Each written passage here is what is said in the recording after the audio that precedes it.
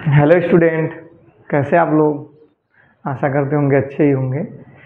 तो जैसा कि देखिए बोर्ड पे हमने लिखा है क्लास 10th मैथ पार्ट 1 वास्तविक संख्याएं।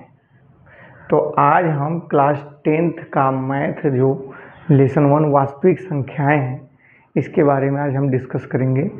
तो पार्ट 1 में देखेंगे तो हमको जो जो पढ़ना है, जैसे आपको देखिए पर बुक में ना बहुत सारे भी दिए हैं, अलग अलग बुक में, पुराने बुक में, लेकिन UPMSP ये क्या है, उत्तर प्रदेश माध्यमिक शिक्षा परिषद, जो आपका बोर्ड का पेपर लेते हैं सब, तो वो बस पार्ट 1 में इतने ही सिलेबस दिए हैं, कहें कि इतने से हम आपसे पूछेंगे। तो हम लोग इसी पे डिस्कस करेंगे जो इम्पोर्टेंट है।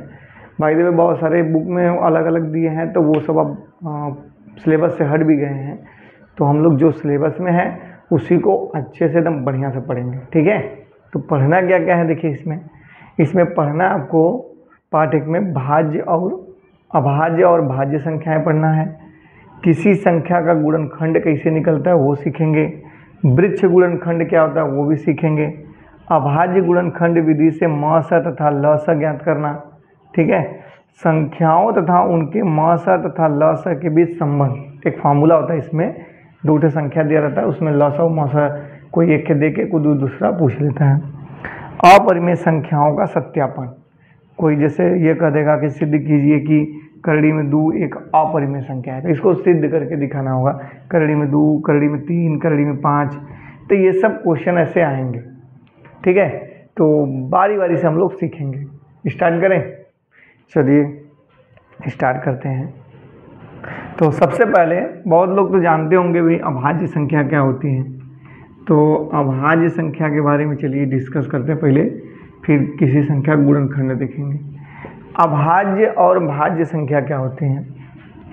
अभाज्य और भाज्य संख्या, तो अभाज्य और भाज्य संख्या क्या होती है इसके बारे में बता दें हम। अभाज्य संख्या,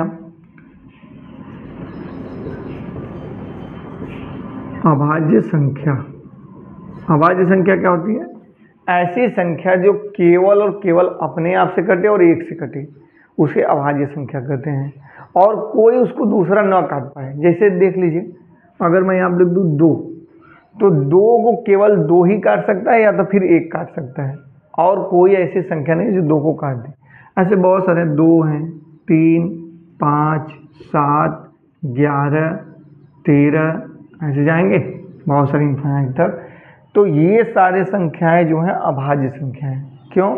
क्योंकि ये स्वयं से कटेगी। देखो 2 अपने से कटेगा, 3 अपने आप से कटेगा, 5 को 5 ही काटेगा केवल, 7 को 7 ही काटेगा, 11, 13 और 1 तो सबको काटता है। तो वो बोलेंगे अभाज्य संख्या। ऐसी संख्या जो केवल अपने आप से कटे और 1 से कटे वो क्या कहलाती है, अभाज्य संख्या। और भाज्य संख्या क्या होती है, भाज्य संख्या क्या होता है भाई, भाज्य संख्या जो एक से और अपने से तो कटबा करता है लेकिन दूसरे से भी कट जाए। जैसे 4, 6, 8, ठीक है, 9, ऐसे बहुत सारे ये भी हैं।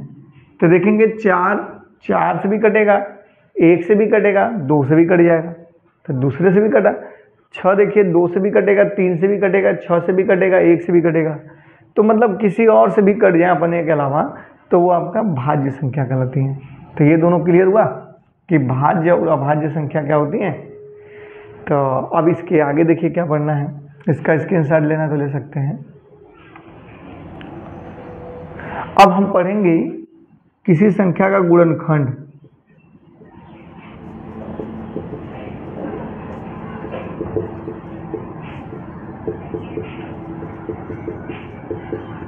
किसी संख्या का गुणनखंड क्या होता है, फैक्टर उसे बोलते हैं गुणनखंड। जैसे मैं पूछ दूं कि बताइए 20 का गुणनखंड क्या है, गुणनखंड। तो 20 का गुणनखंड जब हम पूछे तो आप कैसे लिखेंगे कि इसका गुणनखंड ये है, ये है, ये। तो 20 का ही नहीं, चलो हम किसी भी संख्या का बताते हैं हमको। किसी भी संख्या का गुणनखंड निकालने के लिए बस ये देखिए कि वो संख्या किससे किससे कट रही है, और जिससे जिससे कटेगी वही उसका गुणनखंड होगा। जैसे 20 जो है तो 20 देखिए किससे कटेगा, 20 आपका 2 से भी कटेगा, और किससे कटेगा, 4 से भी कटेगा, और किससे कटेगा, 5 से भी कटेगा, और 10 से भी कटेगा, और किससे कटेगा, बस।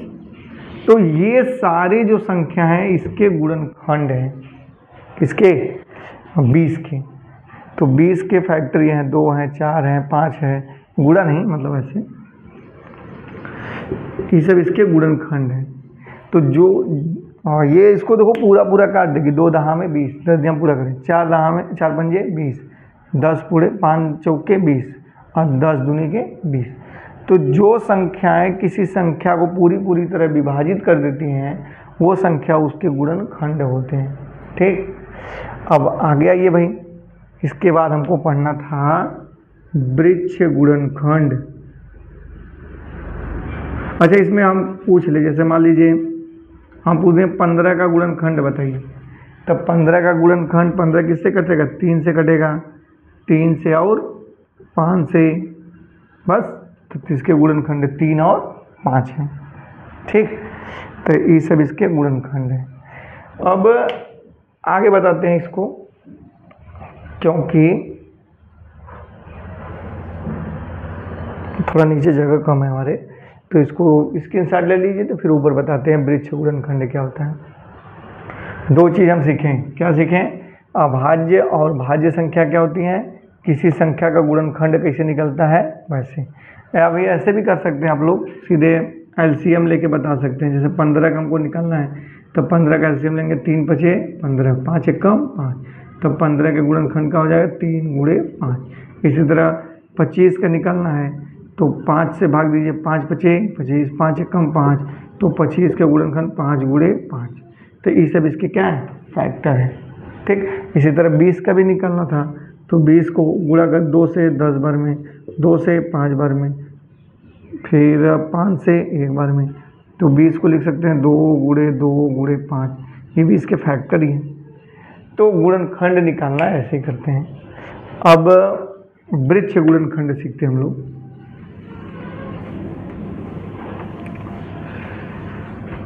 वृक्ष गुणनखंड भी क्वेश्चन आपसे पूछता है बोर्ड में। देखिए, वृक्ष गुणनखंड, वृक्ष गुणनखंड क्या होता है, वृक्ष गुणनखंड एक प्रकार का गुणनखंड ही होता है, बस उसमें डिजाइन बना देते हैं। जैसे कि अगर मैं कहूँ 28 का, इसको एग्जाम्पल के माध्यम से समझा देते हैं, 28 का वृक्ष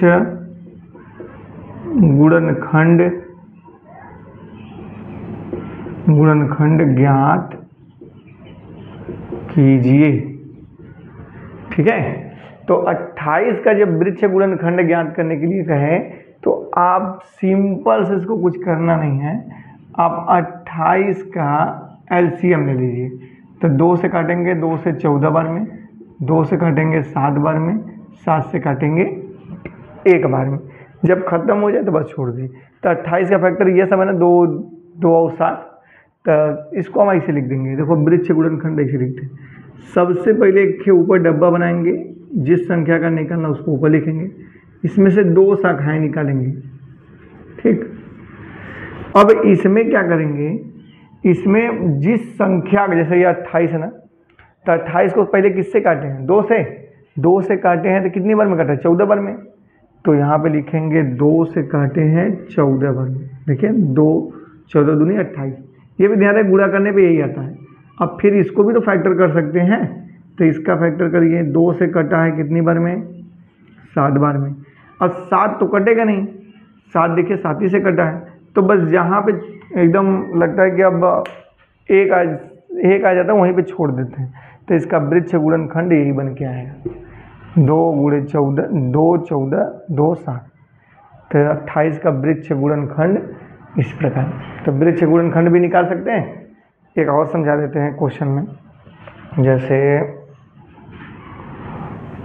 अब ले लेते हैं हम, मान लीजिए 56 का, हम कह दिए भाई 56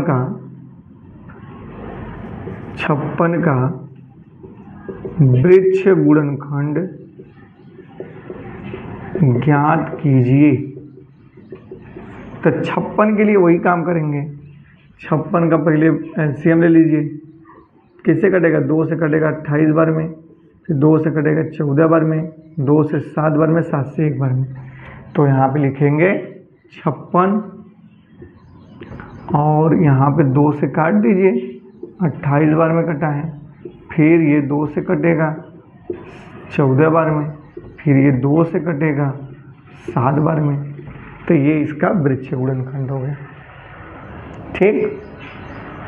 और इसमें एक देखिए, ये तो वृक्ष गुणनखंड निकालना ना आसान है, लेकिन इस क्वेश्चन को कैसे वो पूछ देता है, ई मिटा देगा, ये यहाँ पे लिख देगा यक्स। तो नया क्वेश्चन क्रिएट हो जाता है। कहता है कि यक्स का मान ज्ञात कीजिए। एक्स का मान ज्ञात कीजिए। तो कुछ नहीं करना है। अभी देखिए 2 सते 14, यहाँ पर इसे देखिए 28 दूनी 56, मतलब इन दोनों का गुणा करने पे ये आ रहा है 2 सते और 14 दूनी 28 आ रहा है गुणा करने पे। तो सेम बात, इनका भी गुणा करने पे ये आएगा या इनका गुणा करने पे ये आएगा। तो चाहे इसको चाहे उसको ऊपर को पकड़ कर दीजिए, हम नीचे ही पकड़ते हैं। तो क्या हम लिख सकते हैं कि 2 गुणे 7 बराबर के यक्स, इन दोनों का गुणा करके, तो यक्स बराबर के 14। इस प्रकार कभी कभी 2-3 टे पूछ देता है, कहता है यक्स वाई जेड, कहेगा यक्स वाई जेड तीनों की वैल्यू ज्ञात कीजिए। तो हम बारी बारी से तीनों निकाल लेते हैं, जैसे दिखा देते हैं। भाई इसको हटा दें। देखिए जैसे मान लीजिए यहाँ पे तीनों यक्स वाई जेड पूछ दिया, तो हमको तो ये पता है कि इन दोनों को गुणा करें। देखो यहाँ पे एक 2 लोग मिसिंग हैं, तो इन दोनों को गुणा करने का फायदा है नहीं। ऐसा करिए जहाँ पे एक मिसिंग हो और एक के मिल जाए। तो देखिए यहाँ पे 1 लोग मिसिंग है, ये तो मिल ही जाएगा गुणा करने पे। तो इन दोनों गुणा करने पे ये आएगा, तो कर लीजिए। या ये पहले ऊपर से निकालिए यक्स, इन दोनों गुणा करने पे तो मिलवा करेगा। तो लिख लीजिए एक्स गुणे 28 बराबर के 56। तो यक्स बराबर ये 28 गुणा करो, उधर जाकर भाग करेगा, 56 डिवाइडेड बाई 28 दूनी के 56। तो यक्स इज इक्वल टू 2। तो यक्स की वैल्यू कितना आ गया? 2 आ गया। अब वाई की वैल्यू बारी है, तो वाई निकालना है। तो वाई ऐसे इन दोनों को मल्टीप्लाई करके 28 के बराबर करते हैं। तो y into 2 is equal to 28। तो y is equal to 28 by 2, 2 से काट दीजिए 14 पर में। तो y is equal to 14। Y की वैल्यू भी निकल गई। जब वाई का मान 14 निकल गया, तो इन दोनों को गुणा करने पे 14 के बराबर लिख सकते हैं। चलिए वाई की वैल्यू 14 लिख दीजिए। अब ये निकाल लेते हैं जेड। क्या हम लिख सकते हैं जेड गुणे 7 बराबर के 14, क्योंकि अभी वाई की वैल्यू निकाले हैं 14। तो यहाँ पे जेड इज इक्वल टू 14 बटे के 7 लिख सकते हो, 7 दूनी के 14, जेड इज इक्वल टू 2। तो यक्स वाई जेड तीनों निकल गए। तो अभाज्य वृक्ष गुणनखंड से देखिए 2 टाइप के क्वेश्चन पूछ सकता है। एक है तो इसे मिसिंग करके, या फिर ऐसे ही कर देगा 28 का वृक्ष गुणनखंड लिखिए या 56 का वृक्ष गुणनखंड लिखिए, और एक है ये मिसिंग वाला। तो ये दोनों क्लियर हुआ वृक्ष गुणनखंड। चलिए अब आगे चलते हैं। ठीक है, इसका स्क्रीनशॉट लेना तो ले लीजिए, आप लोग फिर बाद में देख के करेंगे ना।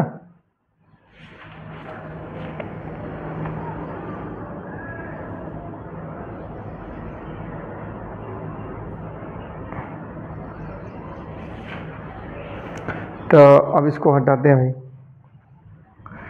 अब देखिए हमको पढ़ना इसके बाद है अभाज्य गुणनखंड विधि से ल स तथा म स ज्ञात करना। आपसे क्वेश्चन में पूछ देगा अभाज्य गुणनखंड विधि से म स तथा ल स ज्ञात करना।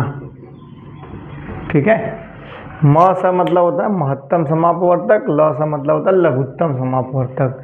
इसी को हम HCF बोलते हैं, इसको बोलते हैं LCM। HCF का मतलब हाईएस्ट कॉमन फैक्टर और ये होता है लोवेस्ट कॉमन मीन। ठीक है, तो चलिए अभाज्य गुणनखंड विधि से लसा और मसा ज्ञात करते हैं।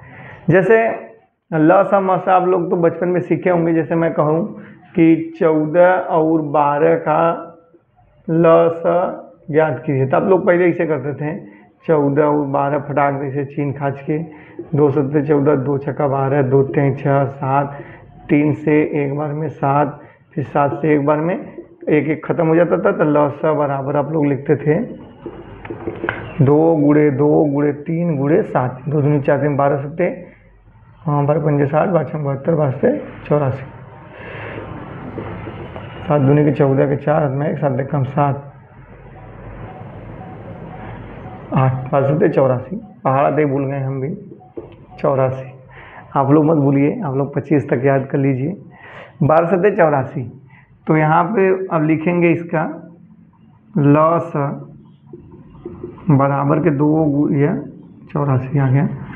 तो इस प्रकार निकालते हैं लसा, लेकिन अब इस प्रकार नहीं निकालना है। आप लोग को हाई स्कूल में बोला है कि अभाज्य गुणनखंड विधि से, तो वो भी आप लोग सीखे हैं। अगर जो भी भूल गए हैं तो हम थोड़ा सिखा देते हैं उनको, क्योंकि आप लोग को पढ़ना ही है तो हमको बताना ही है, चाहे आप जान रहे हैं चाहे नहीं जान रहे हैं। तो अभाज्य गुणनखंड विधि से गुणनखंड तो निकालना सीखे हो ना अभी, तो अभाज्य गुणनखंड विधि से वही मौसा ज्ञात करना और लसा। तो मान लीजिए हमको निकालना है किसका 14 तथा 12 का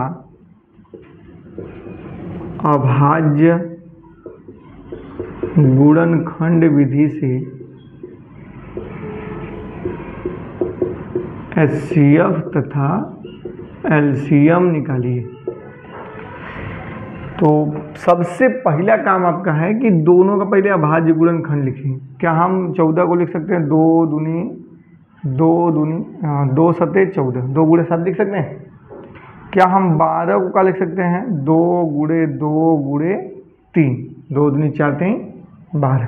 तो इन दोनों का अभाज्य गुणनखंड लिखने के बाद देखिए क्या होता है, जो HCF निकालते हैं HCF, इन दोनों में देखिए क्या कॉमन दिख रहा है। जैसे 2 इसमें भी है 2 इसमें भी है, ये दोनों कॉमन है।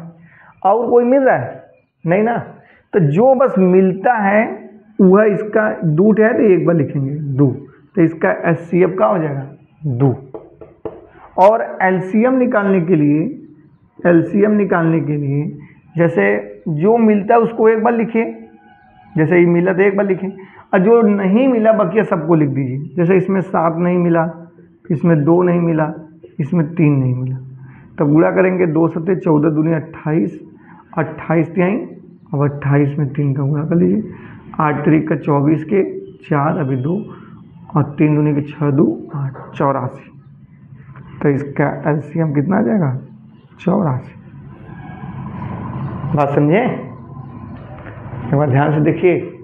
सबसे अभी तो छोटे छोटे क्वेश्चन बता रहे हैं, लेकिन आपके बुक में बढ़िया बढ़िया क्वेश्चन होगा तो आप लोग मजे करेंगे। फैक्टर कैसे करेंगे नहीं समझ में आएगा तो LCM ले लीजिएगा, अभी हमें खा के बड़ा भी बता देते हैं। तो सबसे बस ध्यान ये देने वाली बात है कि 14 का फैक्टर क्या होगा 2 गुणे 7, 12 का होगा गुणनखंड 2 गुणे 2 गुणे 3, तो इन दोनों में कॉमन देखे 2, तो HCF 2, LCM जो कॉमन है एक बार, बाकी सब जो बचे हैं सबको लिख के गुणा कर देंगे, LCM निकल जाएगा। ठीक है, तो इसी प्रकार से हम अभाज्य गुणनखंड विधि से LCM और HCF निकालते हैं। एक आध क्वेश्चन हम देख लेते हैं जो बोर्ड का आपका है, हाँ बुक में से। जैसे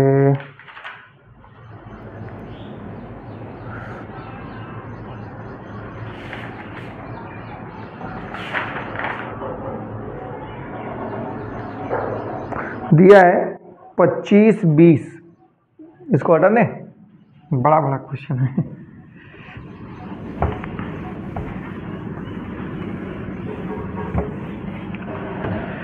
पच्चीस 20 और क्या दिया है आपको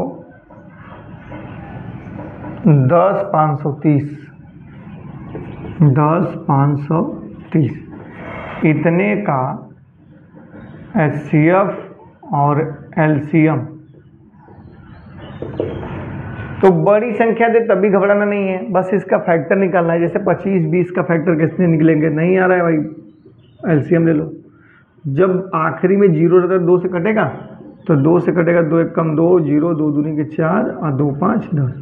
अब 5 आ गया तो 2 से तो कटेगा नहीं, 5 ही से कटेगा, तो 5 दूनी के 10 और नहीं कटेगा। देखिए यहाँ पे जब 5 दूनी के 10 ये नहीं कटेगा तो एक 0 बढ़ाएंगे, अब 5 5 25।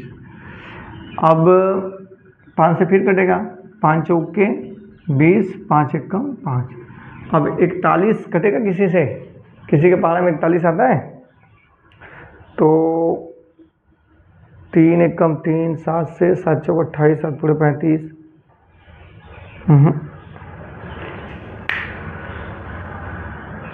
अच्छा नहीं सही था, हाँ 2 एक कम 2, 0, 2 दूनी के 4, 2 5 10, फिर 2 5 10, 5 से कटे 5 दूनी के 10 और 0, 5 25 25, फिर 5 चौक के 20, 5 एक कम 5।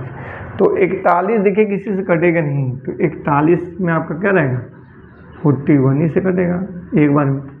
अब इसके बाद आपका 10 कितना है, इधर ही कर देते हैं, 10 530, इसका फैक्टर करिए।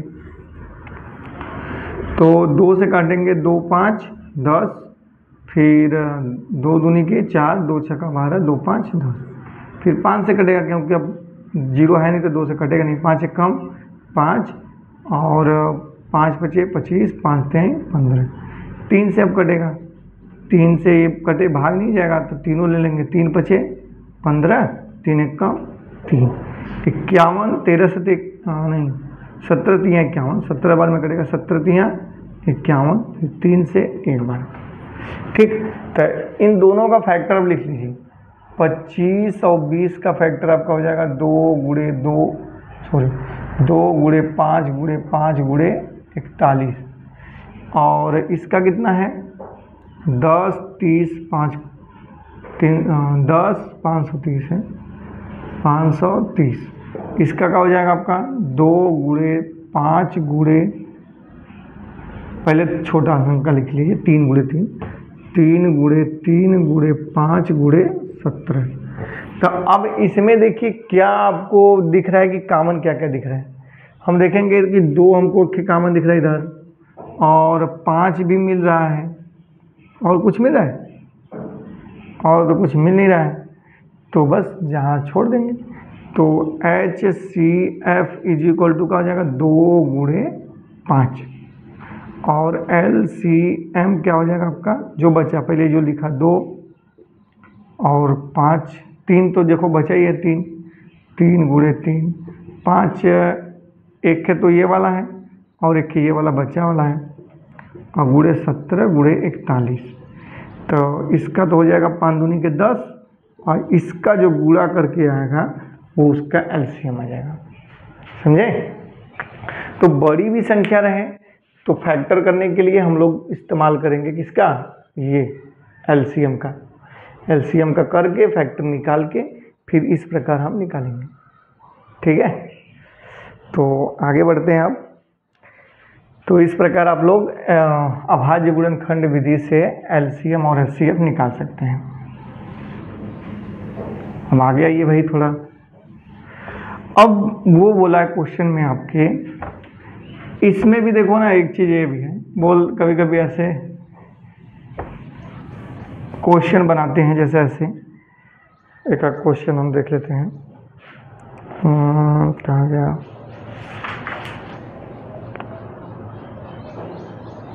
यदि संख्या 132 और 228 के मस, ऐसे क्वेश्चन दे दिए, यदि संख्या 132 और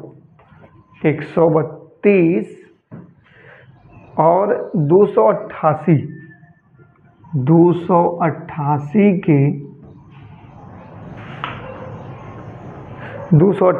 के मस को इतना के रूप में लिखा जाए, इतना के मस को कैसे लिख रहा है वो 132p 132p माइनस 252 के रूप में लिखा जाए, के रूप में लिखा जाए तो p का मान, तो देखिए इस क्वेश्चन वही है, बस थोड़ा सा इसके रूप को वो बदल दिया है। जैसे मासा इसका कोई संख्या ना आएगा, लेकिन वो इसमें दे दिया था, ये p का मान पूछ रहा है, तो आप वही काम करोगे, पहले इन दोनों का मासा निकालोगे। तो कैसे निकालेंगे? अभाज्य गुणनखंड विधि से 132 का फैक्टर करेंगे, पहले इधर किनारे कर देते हैं 132 का, तो 2 से कटेगा 2 छक्का 12, 2 छक्का 12, 2 से कटेगा 33 बार में, 3 से कटेगा 11 बार में, 11 से कटेगा 1 बार। तो 132 को हम लिख सकते हैं 2 गुणे 2 गुणे 3 गुणे 11। और 288 को कैसे लिखेंगे भाई? 288 को 2 से 2 एक कम, 2 2 चौके 8, 2 चौके 8, फिर 2 से 14, 2 दूनी के 4, 2 से 36 बार में, फिर 2 से 2 एक कम 2 2 8 16, फिर 2 से 9 बार में, और 3 से 3 बार में, 3 से 1 बार। तो हम लिख सकते हैं कौन सी? 2 कटे 2 है, 1 2 3 4 5 है, 2 3 4 5, 1 2 3 4 5 गुणे 3 गुणे 3। तो ये तो हो गया आपका इसका फैक्टर। अब लेकिन ये मौसा इसका दिया है, तो मौसा दिया है, तो मौसा हम भी पहले निकाल के देखिए कितना आ रहा है। तो हम जब निकाले मौसा देखिए, अच्छा ये कॉमन है भाई, ये कॉमन है, और एक ये 3 कॉमन है, बस ये, और कोई तो कॉमन है नहीं। तो मौसा इज इक्वल टू हो जाएगा 2 गुणे 2 गुणे 3, 2 दूनी के 4, 4 3 के 12। तो इसका मौसा आ गया 12। मौसा आना चाहिए 12, लेकिन ये दिया कितना है? 132p minus 252। तो ये भी इसी का मौसा है, और ये भी इसी का मौसा है। तो दोनों जब इसी के मौसा हैं, तो दोनों आपस में बराबर होने चाहिए, तो बराबर कर दीजिए, तो p का मान निकल जाएगा। तो क्या मैं बोल सकता हूँ कि 132p minus 252 is equal to 12 की, ये माइनस उस बगल क्या करेगा? Plus 132p is equal to 12 plus 252। तो नीचे दिख रहा है, चलिए इधर लिख देते हैं, क्या पता किसी को ना दिखे तो फिर दिक्कत होगा, इधर दिखेगा। तो अब यहाँ पे देखिए 132p इज इक्वल टू, जोड़ दीजिए, 2 2 4 और 5 1 6, 264। तो p इज इक्वल टू 264 बट्टे के गुणा करेगा, क्या करेगा? भाग। तो इसी 2 बार में कट जाएगा, देखो 132 दूनी 264, तो 2 बार में काट दीजिए। तो p का मान कितना आ गया भाई? 2। अब p का मान जब यहाँ 2 रखोगे ना, तो बरहा आएगा इसका एचसीएफ। चेक कराएं, देख लीजिए, ये भी देख लीजिए भाई, 132 गुणे 2 माइनस 252। तो 132 दूनी कितना होगा? 264 माइनस 252, घटाइए, 12 आ रहा है कि नहीं? तो 12 आना ही है उसको। तो इसमें या तो आपसे डायरेक्ट ये क्वेश्चन पूछ देगा कि 132 और इतना का मौसा ज्ञात कीजिए या लौसा ज्ञात कीजिए, तो अभाज्य गुणनखंड विधि से मौसा लौसा ज्ञात कर सकते हैं। या फिर वो ऐसे आपको बेवकूफ़ बनाएगा कि इसका मौसा दिया इतना या लौसा दे दिया इतना, तो फिर इसका p का मान, q का मान जो भी यहाँ पर रखेगा वो ज्ञात कीजिए, ऐसे भी कर सकते हैं। तो चलिए इसका स्क्रीनशॉट ले लीजिए। अब आगे बढ़ाते हैं थोड़ा।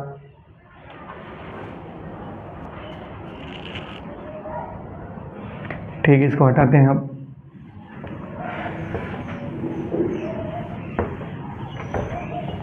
गर्मी में पढ़ने का मन कर रहा है कि नहीं आप लोग का? भाई गर्मी में सूतने का ज़्यादा मन करता है, सोने का ना?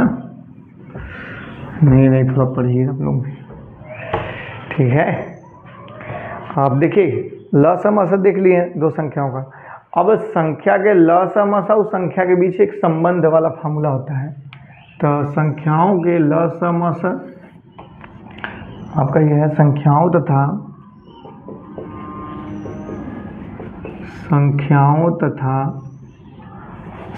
तथा उनके मास तथा ल स के बीच संबंध। ठीक, तो कोई दूसरे संख्या दिया रहेगा, जैसे मान लीजिए माना दो संख्या, माना दो संख्या ए तथा बी है, दूसरी संख्या ए और बी है, तो इसके के संबंध होता है। जैसे दूसरी संख्या आपको दे देगा, जैसे मान लीजिए हम कर दिए कि पहली है और इसका है दूसरी है, तो पहली संख्या दूसरी संख्या, इसका एक फार्मूला होता है, पहले हम फार्मूला ही बता देते हैं। आपका होता है पहली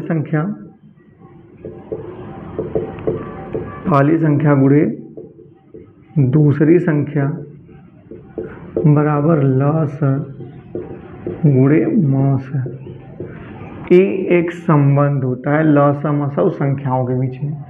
जब भी ल स म स निकलेगा, किसी दो संख्या का निकलेगा, तो वो दोनों संख्या और ल स म स के बीच यही संबंध होता है। मतलब दोनों संख्या गुणा करिए और उनके ल स म स गुणा करेंगे तो आपस में क्या होना चाहिए, बराबर। तो एक इसका क्वेश्चन आपको दिखा देते हैं। जैसे अगर हम कहें, एक आध क्वेश्चन इसमें बताते हैं।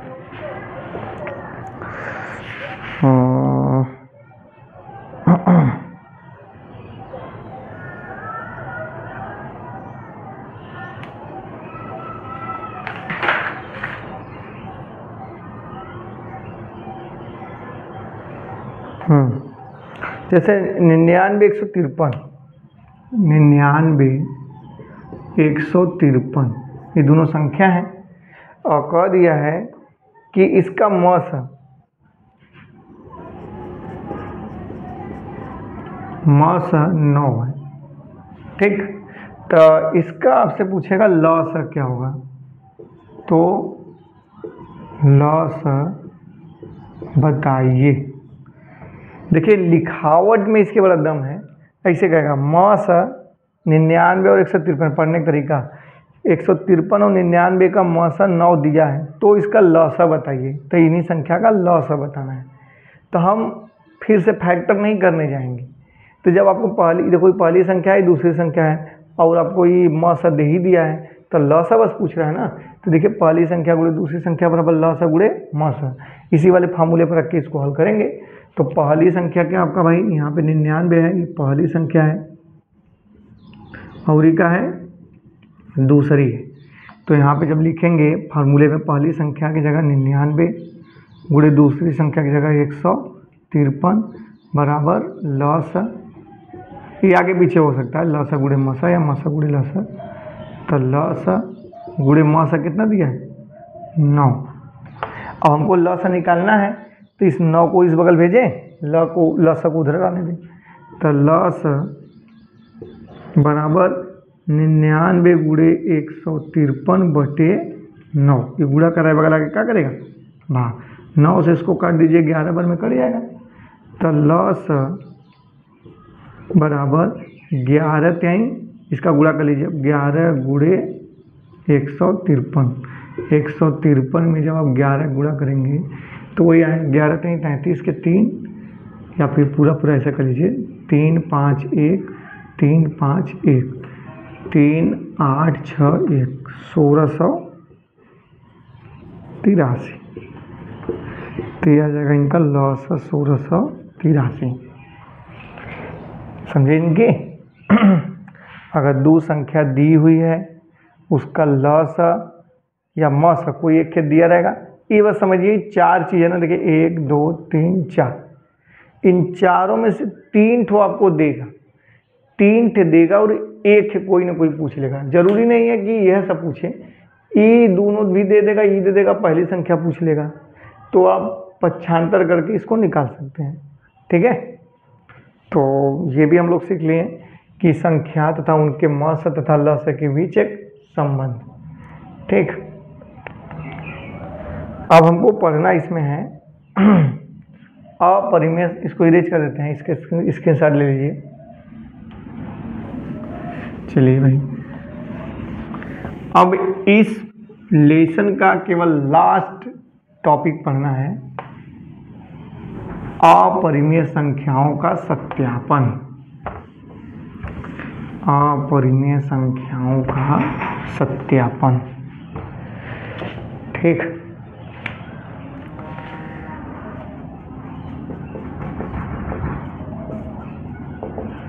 संख्याओं का सत्यापन, इसी को हम लोग देखेंगे। तो टॉपिक है, इस पार्ट का लास्ट टॉपिक है। अब परिमेय संख्याओं का सत्यापन हम देखेंगे। तो अपरिमेय संख्याओं का सत्यापन, जैसे कि √2, कभी कभी आपको क्वेश्चन देता है कि सिद्ध कीजिए करड़ी में 2 एक अपरिमेय संख्या है, करड़ी में 3 एक अपरिमेय, करड़ी में 5, इसको सिद्ध करना रहता है। तो इस टॉपिक में अब ये लास्ट बचा है बस एक्सरसाइज, ये अगर आप कवर कर लेते हैं तो ये पूरा टॉपिक कवर हो जाता है। फिर हम अगले वीडियो में इसको देखेंगे, इसके एक्सरसाइज को। ठीक है, तो पहले हम सिद्ध करते हैं। क्वेश्चन ऐसे देगा आपको, सिद्ध कीजिए कि करड़ी में 2 एक अपरिमेय संख्या है। तो अपरिमेय तो है, लेकिन इसको हमको सिद्ध करके दिखाना है। ठीक, तो देखिए सबसे पहले इसको क्या करेंगे, मानेंगे कि माना, यहाँ से करते हैं, माना करड़ी में 2 एक परिमेय संख्या है। ठीक, जब ये परिमेय संख्या है तो परिमेय संख्या को हम p/q के रूप में लिख सकते हैं। तो अब लिखेंगे कि √2 = a/b में लिख सकते हैं, क्योंकि ये परिमेय संख्या है। तो अब लेकिन एक चीज़ यहाँ पे आप बोलोगे, जहाँ a तथा b सह अभाज्य संख्या है, ये भी बड़ा इम्पोर्टेंट है। जैसे सह अभाज्य संख्या ऑब्जेक्टिव में ये भी पूछ देता है कि बताइए कि 25 और 18 और 2 3 ऐसे दे देगा, मान लीजिए 2 और 6 और 5 और 15, 3 और 9, कहेगा बताइए निम्न में से कौन सा अभाज्य संख्या है। तो सह अभाज्य संख्या वो होता है जिसका HCF 1 होता है, मतलब कोई बस 1 से कटे दोनों और अपने अपने से कटे। जैसे देखो, ये 2 से दोनों कट जाएगा, ये 5 से दोनों कट जाएगा, 3 से दोनों कट जाएगा। तो ये सब तो सह अभाज्य है नहीं, यही सह अभाज्य, इनका HCF क्या है, 1 है। तो इसी प्रकार ये भी a और b जो है ना, ये दोनों सह अभाज्य संख्या हैं। अब फिर करेंगे दोनों पक्षों का वर्ग, दोनों पक्षों का वर्ग करने पर, तो वर्ग करेंगे तो इसका वर्ग करेंगे तो करड़ी हट जाएगी, तो हो जाएगा 2 = a² / b²। तो b को इधर भेज दें, b² = 2 को इसके नीचे भेज दें, तो a² / 2। अब यहाँ देखेंगे कि a² को 2 विभाजित कर रहा है, तो a को भी करेगा। तो आप कहेंगे a² को 2 विभाजित करता है, इसलिए a को भी करेगा। ठीक, अब इसके बाद यहाँ पे देखिए, यहाँ पे थोड़ा केयर करने वाली चीज़ है। अब यहाँ पे a की वैल्यू क्या रखते हैं, हमेशा ये ध्यान दीजिए, a की वैल्यू ये जो क्वेश्चन दिया उस आधार पर रखेंगे। यहाँ पर अगर करड़ी में 2 दिया है तो a का मान 2k, कोई कांस्टेंट k है, 2k रखेंगे। अगर a का मान यहाँ पे करड़ी में 3 दिया तो 3 रखोगे। तो फिलहाल क्वेश्चन में हमारे करड़ी में 2 दिया, तो हम यहाँ के रखेंगे a बराबर 2k रखने पर, इसी में तो एक यहाँ वहाँ 2k रख दीजिए। तो b² = 2k का स्क्वायर बटे k²। तो यहाँ पे देखिए b² = 2 दूनी के 4k² बटे k² लिख सकते हैं, 2 से कट जाएगा 2 दूनी के 4। तो आप यहाँ बोल सकते हैं कि k² = b², ये देखिए गुणा करेगा इस बगल, इधर आके भाग करेगा, तो b² बटे k²। तो यहाँ भी देखेंगे हम कि 2 b² को विभाजित कर रहे हैं, बोलोगे 2 b² को विभाजित करता है, इसलिए b को भी विभाजित करेगा। अब एक चीज़ आप यहाँ ध्यान दोगे कि हमने माना था कि a और b दोनों सह-अभाज्य संख्या हैं, लेकिन हम देख रहे हैं कि a भी 2 से कट रहा है, b भी 2 से कट रहा है। जब दोनों एक ही संख्या से कट जा रहे हैं तो जाहिर सी बात ये सह-अभाज्य तो होगा नहीं। तब बोलोगे, यहाँ पे लिखोगे चूँकि a तथा b दोनों 2 से विभाजित हैं, इसलिए दोनों a से क्या हैं, विभाजित हैं, इसलिए माना गया कथन गलत है। इसलिए करड़ी में 2 एक परिमेय संख्या,